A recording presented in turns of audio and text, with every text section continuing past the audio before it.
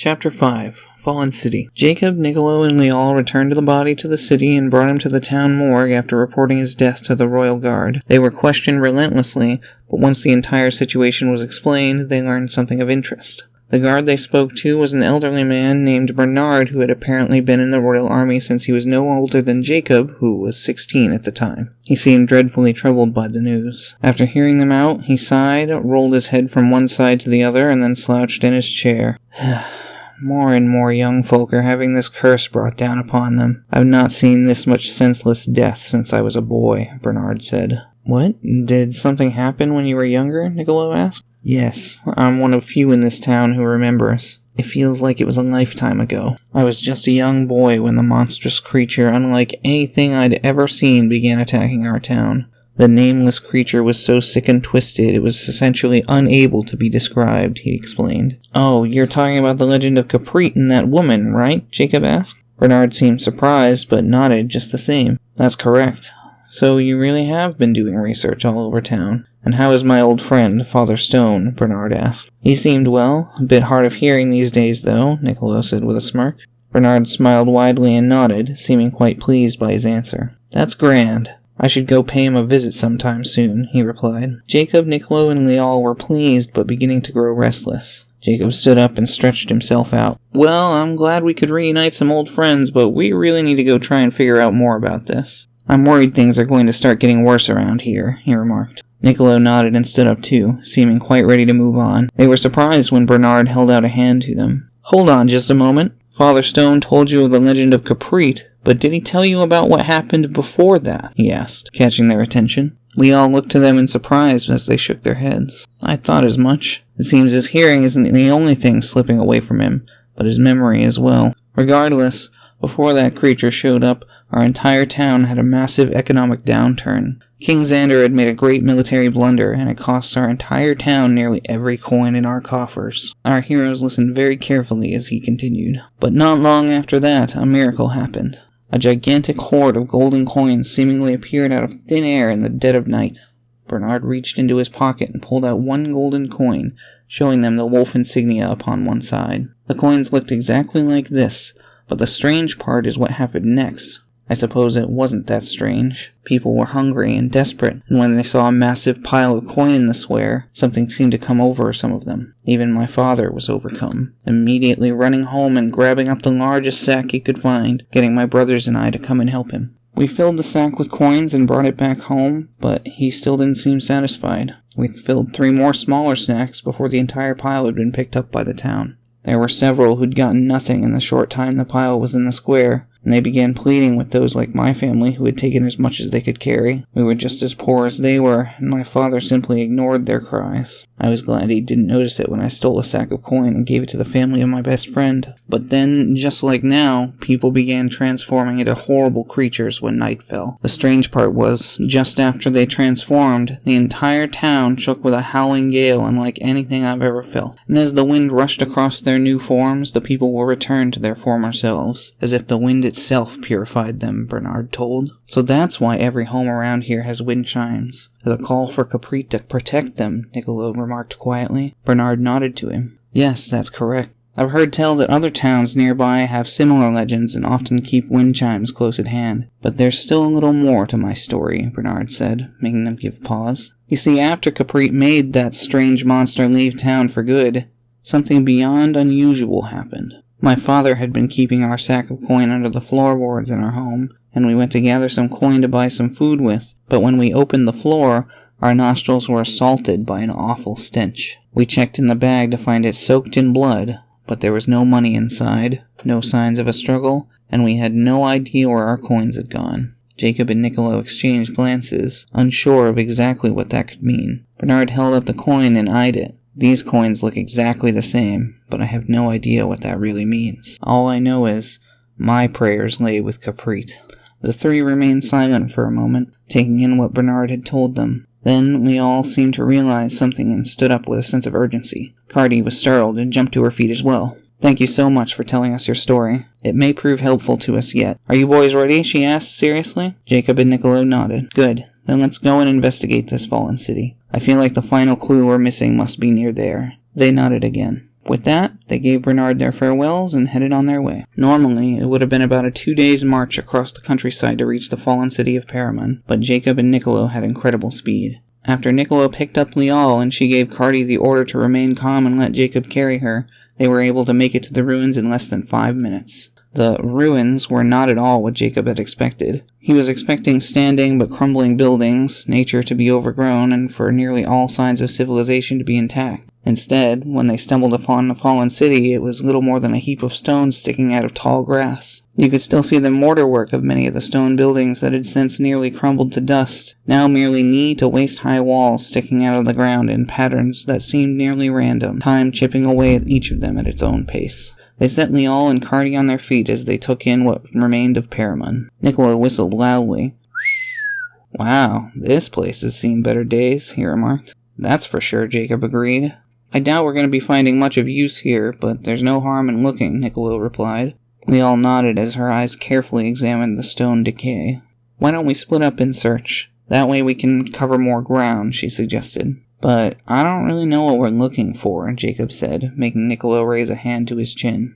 "Anything that might lead us to answers about these creatures, the money, or maybe even Capri," she explained. Hardy yipped in affirmation as Jacob nodded in understanding. They spent several hours combing the ruins, but with little success. They found one somewhat intact building that had no ceiling, but several books were preserved in a turned-over bookshelf inside. The problem was they couldn't read any of them. Frustrated but determined, the three returned to their search, remaining fruitless through what would normally be lunchtime and into the afternoon. Once the sun began to fall from the sky, Jacob heard Niccolo call for them. "Hey, you guys! I found something! Come on, let's get a look at it together," he called as he came closer. He waited to see that they'd heard him before leading them off toward some overgrown woods near the fallen city's edge. Jacob dusted himself off and followed at a quick walking pace with Lial, glad to be finished going through old ruins like an archaeologist looking for artifacts. The ruined stone path set in the ground was already overgrown with grass and weeds, but as they crossed the line of trees into the forest, the path became even more broken and fragmented. Tree roots stuck up from under the stones and wildflowers were barely surviving, choked out by the tall grass under the tree canopy. It wasn't more than a few minutes before the ruined path brought them to a large clearing in the forest that caught their attention for many reasons, the most prominent of which being a large stone fountain in the center. Its highest basin stood taller than Jacob, but what was truly notable about the fountain was above even that. Floating, centered above the tallest basin, was a strange green crystal or gemstone set in a golden star. It just hovered there, shining brightly in the slowly fading sunlight. It immediately took Jacob's attention, and he noticed that, so he decided to take pains to examine the rest of the area. He instantly noticed something amiss. There was no grass at all in the clearing. No weeds, no flowers, seemingly nothing at all. The broken stone path continued past the fountain a short way, but ended abruptly. Jacob couldn't tell what made the fountain run, but despite all the ruined buildings in town and a few steps away, this fountain seemed in pristine condition and was still pouring water from one layered basin to the next. Niccolo seemed to notice him examining everything else as he and Lial tried to glean anything they could about the fountain, and decided to follow suit. But he couldn't seem to find anything either. So Jacob decided to focus his attention on the crystal gemstone. He set his mind to figuring out what it must be there for, but he couldn't seem to discern anything. "What do you think that gemstone's for?" he asked anyone with an answer. "Something tells me this would tell us, but just like those books earlier, I can't read it," Lial said with frustration as she gestured to a small inscription on a placard on the ground in front of the fountain. Jacob had been so distracted by everything else he hadn't even noticed it. "Damn. What good is speaking all languages if we can't read them too?" Niccolo said, sounding annoyed. "What?" Lial asked with shock. Nothing," he replied quickly. "Anyway, we need someone to translate this for us." "Yeah, I guess we could do... Niccolo, don't you feel like you've seen that gemstone somewhere before?" Jacob asked, pointing up to it. "Now that you mention it, yeah, I do. But I can't seem to remember where," he recalled. "Yeah, me too. I feel like that gem must be the key to all of this somehow," Jacob replied. "Maybe, but we probably shouldn't mess with it until we understand more about it," Lial said as she knelt down and pulled a piece of parchment from her backpack.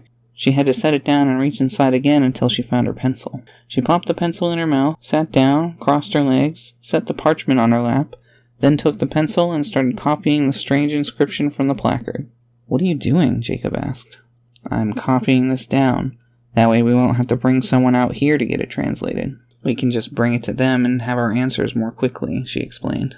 Niccolo seemed impressed as he nodded. Good plan, he remarked. Jacob felt something come over him as he looked back to the gemstone, and he instinctually reached out for it. Niccolo didn't hesitate and snatched him by the wrist before he could touch it. Hey, what are you thinking? He asked carefully.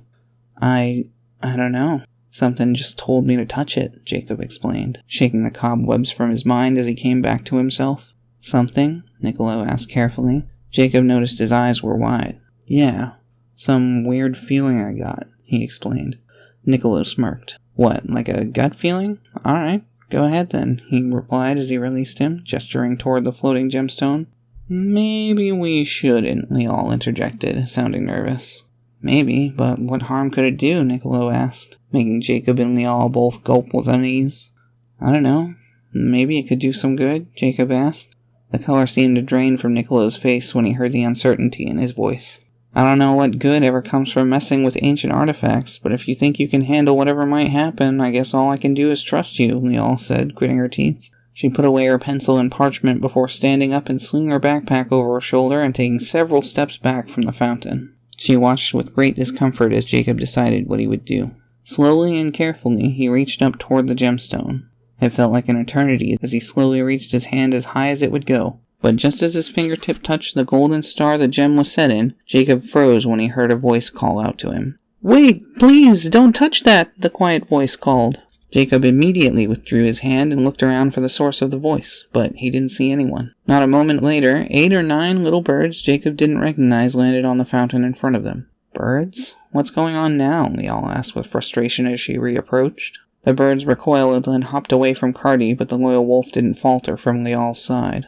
Was it you who asked me to stop? Jacob asked the birds, feeling a little silly. Dude, birds can't talk, Niccolo said, seeming bewildered. But he was immediately dumbfounded when one of the birds replied. Please, leave this fountain alone. It must stay standing, a puffed-up little fellow tweeted. I don't want to harm the fountain. I just wanted to get a better look at that gemstone up there, Jacob said calmly, hoping to satisfy the birds. They tweeted and chirped with discontent. No, it must stay in place, another bird chirped with alarm. Really? Why's that? Jacob asked. They chirped and tweeted wildly with confusion and unease, but none answered his question. So that gemstone is important, Jacob remarked as he crossed his arms. The birds chirped and tweeted with alarm, and all but the first to speak flew away with the rustling of feathers. You're talking with birds, and all you care about is that stone, Lial asked quietly, seemingly to herself. I don't care about the stone at all. I care about helping Sophia and the other people in danger, Jacob replied, feeling perplexed and a little dejected.